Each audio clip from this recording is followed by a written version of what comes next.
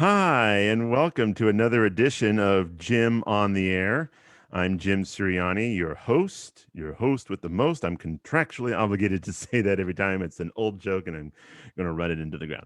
Anyway, so excited to do another show today. On this week's show, we're going to chat with some of the cast members of the show Three Sisters by Anton Chekhov. And this show is going up at the end of, well, it doesn't matter. It's going up May 31st, one performance only. And very excited to have them on because they are with the UCSB BFA program. And as I understand it, this is their first time back on stage in over a year. Hard to believe that everybody in the performing arts has had to put everything on hold for the last year and a half almost. And now, as the quarantine is becoming less and less, if you will, and we're starting to um, go down in tiers. We were in the purple tier, which was the most restrictive, and then red, and now I think we're in orange, and then yellow is the next one. So, and then hopefully by mid-June, everybody will be pretty much back to normal for the most part. So those of us who have done performing arts, theater, dance, what have you, are very excited to actually be on the stage and getting to perform. And with me on the show today is the three sisters, the three actors who play the three sisters in the play that's coming up here on May 31st. And we have Sarah Neal and Ryan Holland and Shayla Coretta, who play the three sisters. And ladies, welcome to my show. Thanks so much for being here today. Thank you for having us. Yeah, thank you.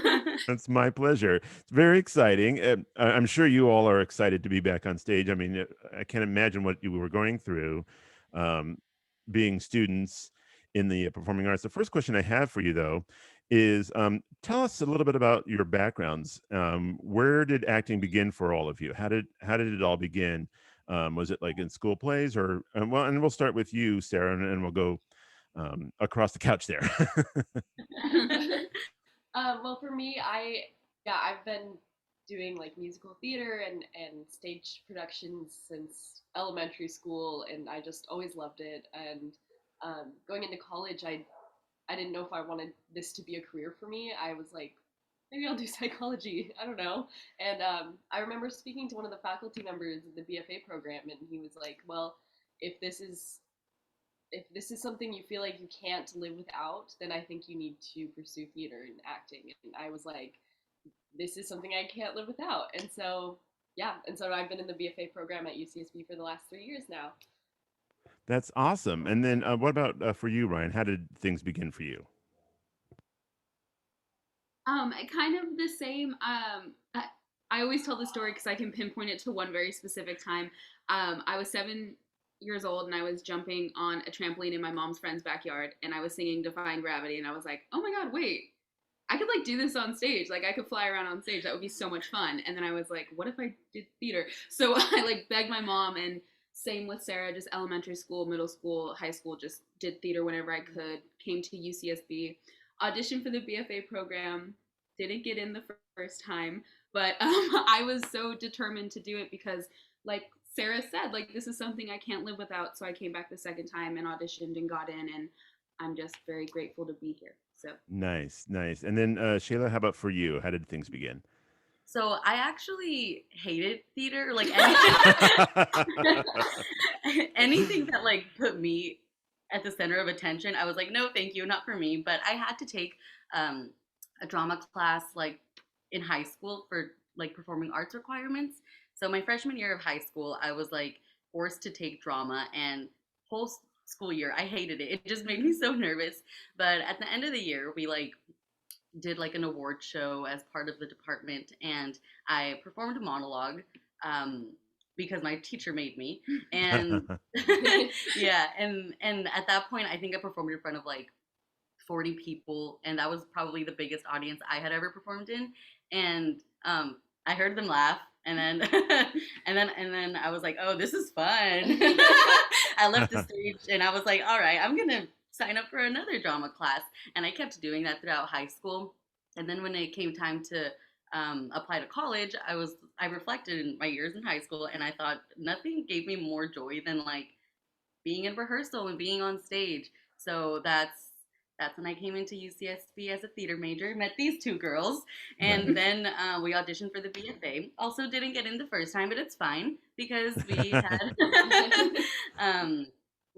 yeah, I And it's auditioned been a again. wonderful story ever since. It's just been Yeah, so you got bit by the bug then. yeah. These two are That's the bug. yeah, they bit you in the bug there. Oh my goodness. Well, I'm talking with the three sisters from the play Three Sisters by Chekhov, and their play goes up on May 31st. It's one performance only, May 31st at 6 p.m. And if you want to get tickets, just check out the Center Stage website, centerstagetheater.org, and all the information about tickets is right there on that page, and you can check it out. So, what I want to ask you next, ladies, is why Three Sisters as opposed to any of the other classics?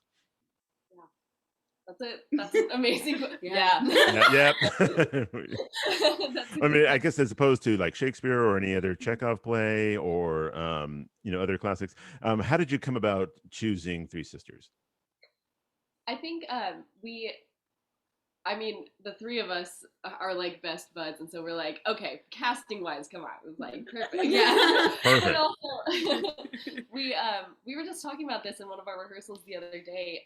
In Act 3, there's a big fire that happens that kind of forces all the characters to come to these confrontations either with themselves or with another character in a play, and we were just kind of reflecting on how that's very similar to what we all experienced over a year ago back in March when it seemed like everything was just burning up and we don't know if tomorrow everything's going to be totally fine or this is going to have a really long lasting impact. And so um, I think that moment particularly we were like that really strikes a nerve with all of us, especially as artists. And overall Chekhov just does a really good job of focusing on really dark, grim, sad circumstances and finding the laughter and the joy in those. And I think after this year, where we've all just been very sad and very, Yeah. we've gone through some traumatic stuff, but I think the best way to cope with it is to like just confront it head on and be like, it's kind of, we can laugh at it. Like, we should Right. be able to find the joy in that too. I don't know if you guys are. Yeah, and ladies, and do you have similar thoughts about that? Yeah, I agree with Sarah. We did check off for school and we were like, oh, we kind of love this, but we never got to do like a full play. So even from sophomore year of the program, we were like, oh, I really want to do Chekhov. Um, and just with the play's contents itself, another thing that we related to was there's this constant talk of like, where did the time go? I don't know what happened. It just seems like we're all so much older now, and that's kind of a something that we've talked about outside of rehearsal, just like over Yeah. a year has gone by and it just seems like nothing. So Right, right. And from what I understand, the play takes place over 5 years, which whether you go through a year and a half like we went through or 5 years, it can seem like all of a sudden where did the time go? And is that kind of a common theme in the play, would you say? Yeah. Do Yeah, I mean, that's actually something we were talking about in another rehearsal where time is just like so ever present. Like the whole time, there's this whole bit where like the clock breaks, and I can't remember. I think it was one of you two that mentioned, or I don't know, someone in rehearsal mentioned just how. But the clock breaking is kind of is symbolic. So symbolic, yeah. Yeah. Yeah, Yeah. nice. And before we go any further, actually, tell us a little bit about the plot for those who aren't familiar with the show. What is Three Sisters about? Oh. Now, don't jump all at once. I would say it's like a slice of life type of play where you get to follow these three sisters over the span of 5 years, and um, they're basically settled in this town that they don't really love, and their dream is to go back to their hometown of Moscow. Um, but they've got these obstacles in their way, and for each of them, it's different. And Do you guys want to add on? I'm not really sure how to. Now, what I understand, does the play start with someone's birthday? Is the Yes. anniversary of someone? Yes, so it starts on both a birthday and an anniversary. Actually, it's Irina's birthday and also the 1 year anniversary of their father's death. Okay. So two very terrible Yeah, contradictory things. Yeah. contradict. Yeah, you have the joy of celebrating your birthday, but then it's also on the anniversary of your father's passing. So that could be. So then the play kind of starts from there. Yep, yep. I think the first line is "Father died a year ago." Okay, and that's where we start with Yep. with that Chekhov. Like you were saying about Chekhov earlier, it's like then we're going to start with that. Okay. Yep. Just get right into it. Yeah, exactly. Just jump right into it. Now I understand. Speaking of jumping into it, that this is an abridged version of the play, and Yes. So, oh, tell go us ahead. about that. Yeah, so this is actually translated by Libby Apple. And then we've taken the translation and sort of shortened it to fit our double casting. We have quite a few people in the cast playing multiple roles. And so we've had to make it so that they're not on stage as two people at once. And so we don't lose any of the plot or anything. It's purely to fit our cast of characters. Oh, okay. And so then you have double casting. Now I understand some of you play more than one role. Yes. I play Olga and Natasha. And how does that like for you? Because so you're Olga, is that the oldest sister? Of the sisters, yeah, yeah. And then you play Natasha. What is that like for you as far as dealing with the two characters? It's kind of funny just because as Olga, I hate Natasha, and as Natasha, I'm Oh, like, I hate all the sisters. Um, but it's really fun to play with. I feel like well, talk about split personality. Yeah. I hate you. I love you. I hate you. That's exactly what it is. But yeah, it's really fun because I feel like I get to weigh in on both sides of the play, like the anti Natasha and the pro Natasha. Um, but yeah, it's fun interacting with the girls when I'm like mean to them as their sister in law, and then nice to them as their older sister. Right, right. um, yeah, but it's really fun double casting. We're excited to get into the space because we're gonna have to do some costume changes in terms of double casting. So we've been playing with that and like ideas on how to manage that during our rehearsals online. Now, are you setting the play in the 1900s, or how's that working out? We have kind of modernized it, but not to a specific modern time period. So it's not in the 1900s, but it's a bit timeless. Oh, time, but it's not necessarily 2021, but not 1900. It's kind of anytime. Yes, Oh, yeah. that's neat. That's very cool that you're doing that way. Now, tell us about each of you, your process. How do you create a character, or how are you going about creating the characters in this show?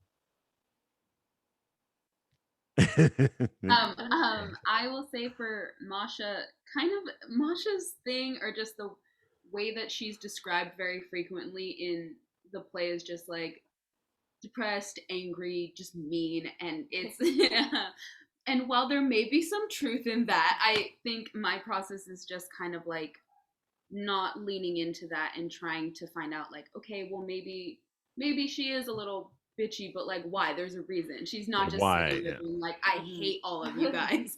So yeah, And just I'm like and I'm sure Chekhov probably gives you a lot of hints as to why your character is the way they are.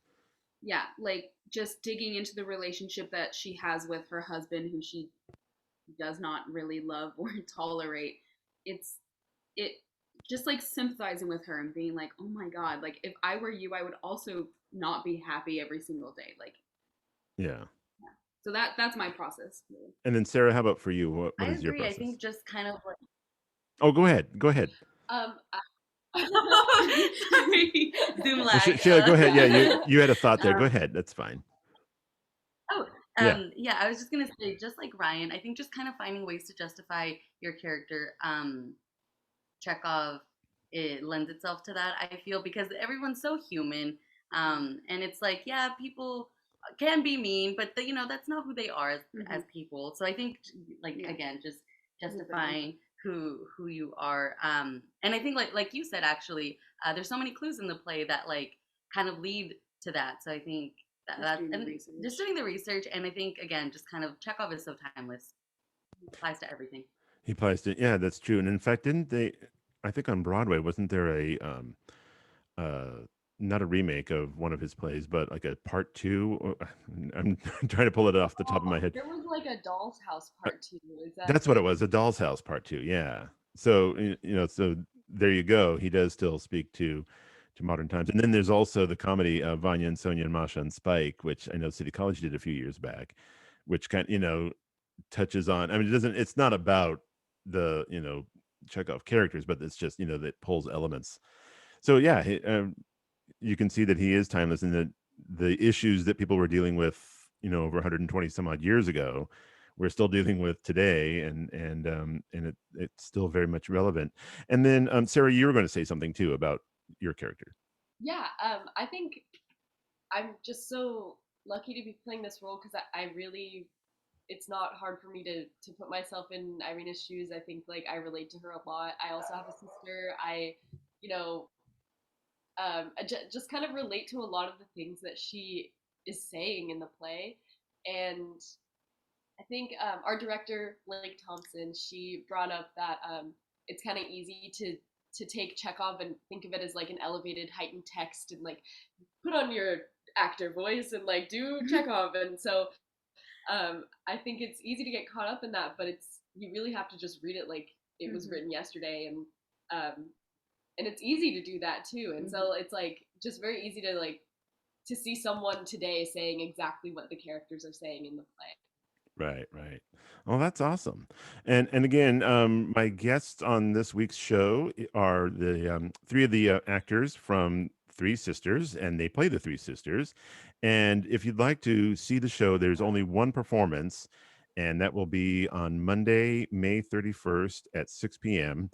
And you can go to the Center Stage website to learn more. That's centerstagetheater.org. Again, all one word, centerstagetheater.org. And and actually the tickets are free, but you do have to reserve a ticket to see the show. Admission is free, but you have to make a reservation ahead of time. And all that information is on the website. Again, it's centerstagetheater.org. So ladies, let me ask you, how did the shutdown impact all of you in your creative process over the last year or so?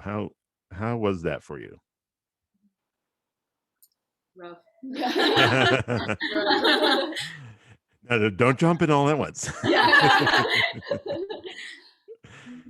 I will say it was really rough, just like that. It was a really hard and fast transition from being in a room with people that you've known for almost 2 or 3 years to being like in your room alone and still having to like relate and think that you're in the room.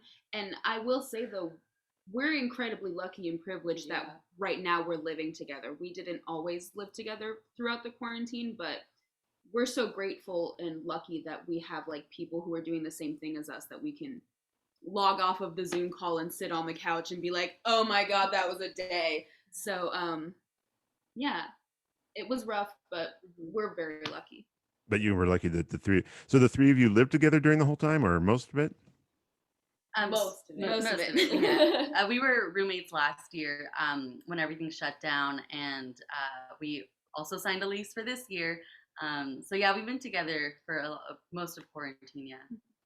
And then Sarah, how about for you? How was the year like for you?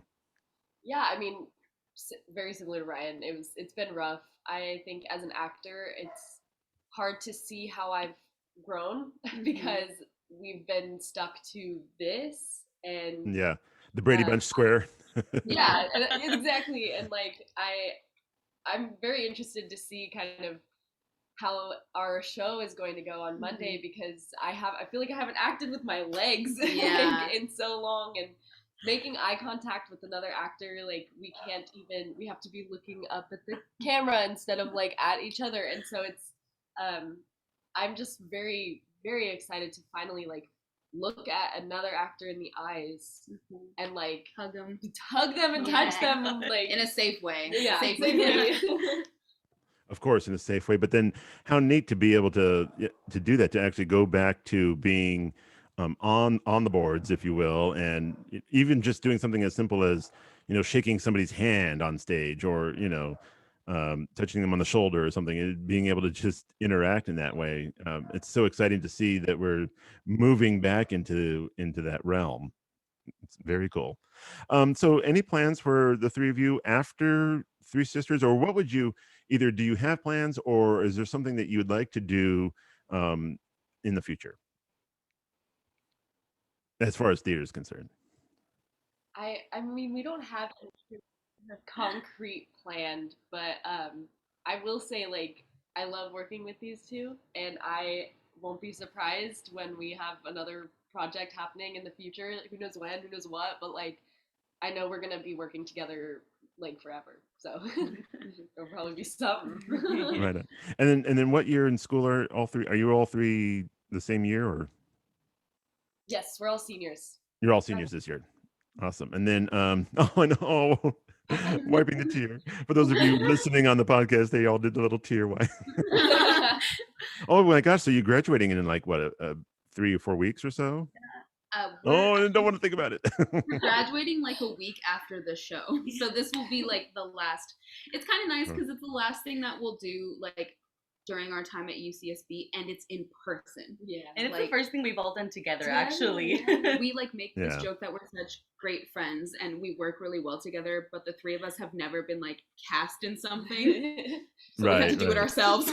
Right. We're doing it. Well, that's a lot of what a lot of people have had to do. It's just like you just take it on yourself and just do it. And I commend all three of you and your whole cast for taking this on and doing, and saying we're just going to do it. We have a show and we have Center Stage Theater, and we're going to do it. We're going to put on a show. That's great. Yeah. And do you think you'd want to do Three Sisters again? Since this is only a one time only, would you want to remount it again later down the road, maybe? Yeah, I mean, personally, I would love that. I think maybe even with a full cast, maybe not an abridged portion, maybe like not a stage reading, like an actual production, and because this has been put together so quickly, and everyone's been so on top of it, and like amazing. But I would love another shot at it where it's like we got time and we've got resources and people, and I would love to try it. Oh, that'd be great. That'd be awesome. So we're almost out of time, but before we go, I just want to ask you a couple of fun questions, just for fun. I just do these just for fun. And we'll start with you, Sarah, and we'll go across the room there. Who'd play you in a movie? I would love like young Diane Keaton. That would be my dream. Oh, okay. Diane Keaton when she was like maybe like 20 years ago or so, or 30? Yeah, like Annie Hall, Diane. Annie Hall. Okay. Oh, that would be kind of cool. And then Ryan, for you? Selfishly, I want to say Florence Pugh because then I could like meet her and say hi. But I think like realistically, probably a quirky redhead like Jane Levy or Emma Stone. Oh. If we're going for like energy wise, I think probably. I could see that. Yeah, definitely. And then for Shayla, how about for you? Who would you want to cast? To agree with Ryan, I also selfishly would say Florence Pugh. So you can meet her and shake her hand and hi, nice to meet you. I'm kind of obsessed with Rachel Zegler, so I'm going to say Rachel Zegler. I think she would kill it. I think she's super down to earth. And I would love to see her play me. She'd do better than me. No. Oh, I don't know. The original you probably is pretty good. That's awesome. And then one more question for you all. If you had someone following you around all the time, what would you have them do? And then thinking for myself, I don't know if I'm like, I'd probably tell them to go away. Why are you following me? How about what would you make somebody do if you had somebody just following you around, like a butler type person? Right. Okay, this is a really stupid answer, but I have like little bangs that haven't grown out all the way, and I would have them tell me if they look okay. Just periodically tell you, yes, your bangs look okay. Yeah, I'd just be like, we have a little system, a little thumbs up system. There you go. Yeah, as you're walking around town, because you don't always have a mirror, right? So you can have them just check your hair for you. Yeah. That'd be kind of cool. And then Ryan, how about for you? I think I personally would be like kind of the same as you, stressed out about someone following me, and like I would feel bad if they were doing stuff for me. So I think in my perfect world, if someone was following me, I'd be like, you know what? Follow like 4 feet behind me and do everything I do, and we'll like trick people to thinking like something hinky's going on, but we act like nothing. I'm not Oh, there explaining. you go. Yeah, I'd have like fun with pull it though. a Yeah, really prank everywhere I go. We would be like prank masters together, I think. that would be fun. That'd be really cool. And then Shayla, for you, what would you want to do? I'm going big butler mode. I would Right have on. cooking is such a chore to me. So I would have them cook me meals and carry them along, and then just when I'm hungry, Then have them carry your train for you yeah, with your gown. yeah. Nice. There you go. That's it. That's right on. I'm going to give you a thumbs up on that. Awesome. Well, ladies, it was delightful to chat with all three of you. I'm so excited for Three Sisters. And again, if you want to check out the show, it's Three Sisters. It's at Center Stage Theater, one performance only on Monday, May 31st at 6 p.m. And the admission is free, but you do have to make a reservation to get a ticket. And so a reservation is required. You can't just walk up and do that. And of course, all COVID protocols will be in place. All safety protocols will be in place for the audience. So be sure to make a reservation. Check out the website, centerstagetheater.org. And I'm trying to remember the phone number off the top of my head. It's like, I don't want to give it out and give the wrong number, but it's all on the website too. Their phone number, their box office number is on the website, centerstagetheater.org. And ladies, thank you so much for joining me today, and continued success with your endeavors and with acting. And I hope you get to do Three Sisters 3 more times. Yeah. At least 3 more times, right? Or maybe more.